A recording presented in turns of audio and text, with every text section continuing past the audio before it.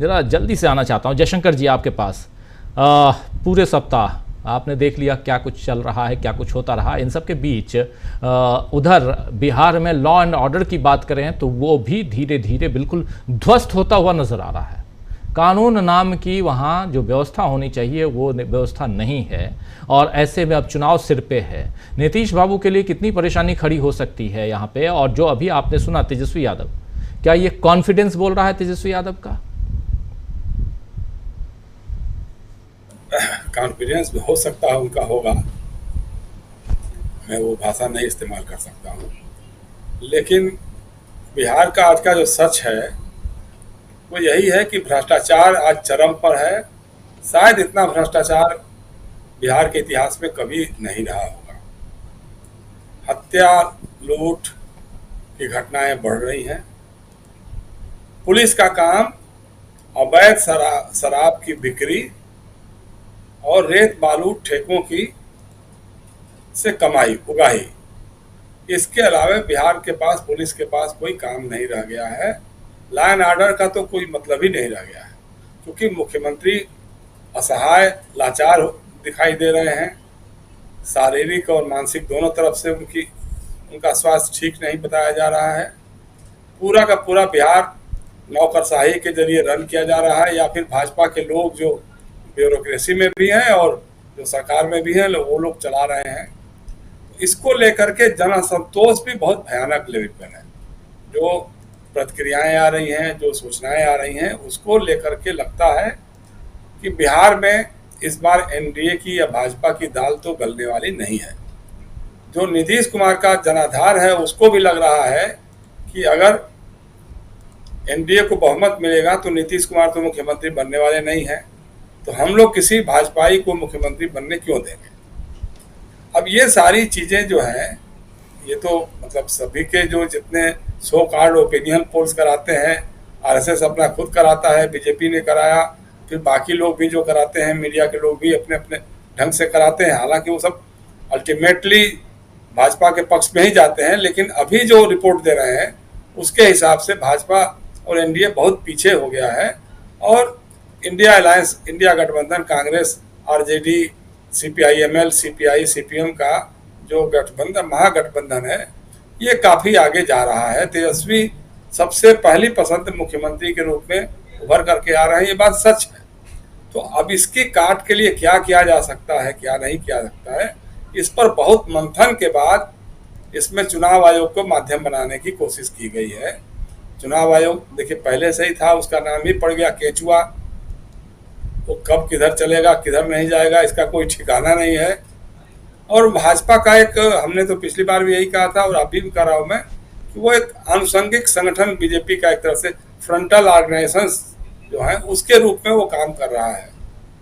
प्रशांत ने भी बताया कि कैसे जो सिलेक्शन का दौर है, पहले चीफ जस्टिस ऑफ इंडिया भी रहते थे उसमें, तो उनको हटा करके एक कैबिनेट मिनिस्टर को बना दिया, लीडर ऑफ अपोजिशन और प्रधानमंत्री रहेंगे। तो जाहिर सी बात है 2-1 के फैसले से वही होगा जो सरकार चाहेगी। तो इसलिए इसका तो कोई मतलब ही नहीं रहा भाई। जो फ्री, फेयर और ऑटोनमस बॉडी होनी चाहिए, वो ऑटोनमस तो अब रही नहीं गई है, वो तो सरकारी एक तरह से हो गया। और सरकार के डिक्टेशन पे ही चुनाव आयोग काम कर रहा है, इसमें भी कोई दो राय नहीं है जी। अब सूत्र की बात है, मतलब अगर कोई नेता बात करता है या कोई अखबार या टीवी या चैनल वाला या कोई भी, ये लोग करते हैं कि भाई सूत्र ये बताते हैं, तो बात थोड़ी बहुत लगती है। हालांकि अदालतों में सूत्र कोई माना नहीं जाता है, जो आप कह रहे हैं आप ही उसके लिए रिस्पॉन्सिबल हैं, जिम्मेदार आपकी, जिम्मेदारी जवाबदेही आप ही की होती है। लेकिन अगर ये लोग भी सूत्रों के हवाले से खबरें चलवाएंगे, भाई चुनाव आयोग को छिपाने की बात क्या हो सकती है, उसको बताने में दिक्कत क्या हो सकती है, उसको अपनी बात रखनी चाहिए। अगर देशव्यापी ढंग से करना है ये मतदाता सूचियों का जो पुनरीक्षण या जो भी कराने की बात की जा रही है, एसआईआर की बात कर रही है, तो आप डंके की चोट पे कहिए कि हाँ जी करा रहे हैं, जा रहे हैं हम चाहते हैं कि देश में जो वैध नागरिक है वही मतदाता बन सकते हैं। लेकिन नागरिकता का प्रमाणन जो है वो तो चुनाव आयोग की जिम्मे नहीं है, वो तो गृह मंत्रालय का काम है। गृह मंत्रालय तय करता है कि कौन नागरिक है, कौन नहीं नागरिक है।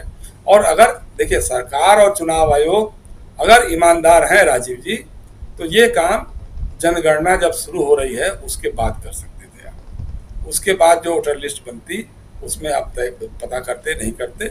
अब दूसरी बात है कि कब से सुन रहे हैं, मतलब कि विदेशी नागरिक रोहिंग्या आ गए, तो बांग्लादेशी आ गए, तो कौन कौन आ गए, कहाँ से आ गए? कोई आसमान से टपक के तो नहीं आए हैं, आए तो आपके बॉर्डर से ही हैं, और बॉर्डर की सुरक्षा हमारे बीएसएफ के पास है, तो इसमें तो ऐसी कोई बात नहीं है। अच्छा, 11 साल से आप ही की सरकार है, अटल जी की सरकार भी 5-6 साल रही, जनता पार्टी की सरकार भी रही, वीपी सिंह की भी सरकार रही, ये सारी सरकारें तो रही है ना अतीत में। तो कैसे लोग आते गए, कैसे लोग आकर के बसते चले गए, और आपने क्या किया? अगर आपके पास कोई पुख्ता प्रमाण मिलता है कि हाँ जी ये बांग्लादेशी है या रोहिंग्या है या बर्मी है या कोई पाकिस्तानी है, जो भी है, अगर आपके पास कोई पुख्ता प्रमाण होता है तो कोई उसका विरोध नहीं करता। ठीक है, आप उसको निकाल बाहर करिए, उसमें क्या दिक्कत है? भाई विदेशी नागरिक भारत में तो नहीं रह सकता है जी, चाहे वो कैसे भी करे। और दूसरी बात, ये तो हास्यास्पद है कि आप जो फार्म भरवा रहे हैं, तथाकथित जो फार्म है, अब तो आ रहा है कि जो फर्जी ढंग से बताया जा रहा है कि सादे फार्म दस्तखत नाम लिख लिया और उसको लाके जमा कर लिया, उसमें कुछ भरा ही नहीं है, ये सारी बातें भी हो रही हैं। तो लेकिन अगर ये है तो फिर बहुत चिंताजनक है। आप इसका मतलब कि आप लोकतंत्र को, मतलब जो एक बार बार मोदी जी कहते हैं, हमारे प्रधानमंत्री जी, कि साहब आपातकाल में संविधान की हत्या हुई थी, तो आप तो लगातार हत्या कर रहे हैं हर मामले में। एक आदमी का जो मौलिक अधिकार है वोट देने का, मतदाता सूची बनी हुई है, तो अभी तो पुनरीक्षण हुआ था ना उसका। भाई 2024 में लोकसभा के चुनाव कराए गए उसी मतदाता सूची पे, और फिर फरवरी में उसका संशोधित रूप आ गया है, तो आप चुनाव कराइए उस पर, उसमें क्या प्रॉब्लम है? उसमें कुछ डिलीशन और एडिशन हो सकता है, किसी की मृत्यु हो गई है या कोई नहीं रह रहा है या कोई 18 साल की उम्र पूरा कर चुका है, तो आप उसका एडिशन कर सकते हैं, या कोई अगर नहीं है तो उसकी डिलीशन कर सकते हैं। इसका मतलब कहीं ना कहीं ये जो टाइमिंग है, समय है, उसको देखते हुए लगता है कि दाल में काला नहीं है, लगता पूरी दाल ही काली है। कहीं ना कहीं ऐसा है, क्योंकि आप डरे हुए हैं, आपको लग रहा है कि जो हमने हरियाणा में जीत लिया, महाराष्ट्र में जीत लिया, दिल्ली में जीत लिया, तो वो अश्वमेध यज्ञ का घोड़ा जो हमारा है वो बिहार और बंगाल को रोकते हुए चला है। तो ये मुमकिन नहीं है, क्योंकि बिहार में और बंगाल से भी जो रिपोर्ट्स आ रही हैं उसमें कहीं नहीं लग रहा है कि भाजपा किसी ढंग से भी सत्ता में आ सकती है। तो शायद उसकी जुगत के लिए अगर ये सब काम किया जा रहा है तो माफ कीजिएगा, ये लोकतंत्र के लिए बहुत शुभ नहीं बल्कि बहुत ही अशुभ है। अशुभ है, घातक है, ये कह सकते हैं। ये घातक भी है, अशुभ शुभ की तो बात अलग है, शुद्ध घातक भी है, ये घातक है। ये आप कहीं ना कहीं आप लोकतंत्र को कमजोर करने की कोशिश कर रहे हैं। प्रफुल्ल कोलखियान जी, आपके पास आना चाहता हूं, जरा आप